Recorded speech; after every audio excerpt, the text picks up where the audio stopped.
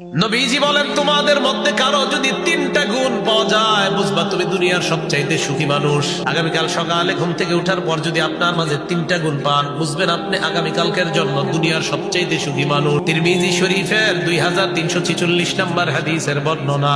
নবীজি সাল্লাল্লাহু আলাইহি ওয়াসাল্লাম বলেন, মান আসবাহা মিনকুমুল ইয়াউমা আমিনান ফি সিরবিহি। তোমাদের কোন ব্যক্তি যদি সকাল এমন অবস্থায় হয়, ওই ব্যক্তির সকালটা যদি পরিবার নিয়ে ভালো আছে এমন অবস্থায় হয়। এক নম্বর, সকালবেলা ঘুম থেকে উঠে দেখছেন আপনি আপনার পরিবার নিয়ে খুব খুশি আছেন, সুখে আছেন। এক। দুই নম্বর, মুআফান ফি জাসাদিহি, সকালে উঠে দেখলেন আপনার শরীরটা সুস্থ আছে। তিন নম্বর, ওয়াইন্দাহু কুতু ইয়াউমিহি, আপনি দেখলেন আলহামদুলিল্লাহ আজকের একদিনের খাবার আমার কাছে আছে। নবীজি বলেন, ফাকান্নামা হিজাত লাহুদ দুনিয়া, ওই ব্যক্তির জন্য কেমন যেন দুনিয়ার সব কল্যাণ একত্রিত করা হয়েছে। সুখী মানুষ তিন গুণ।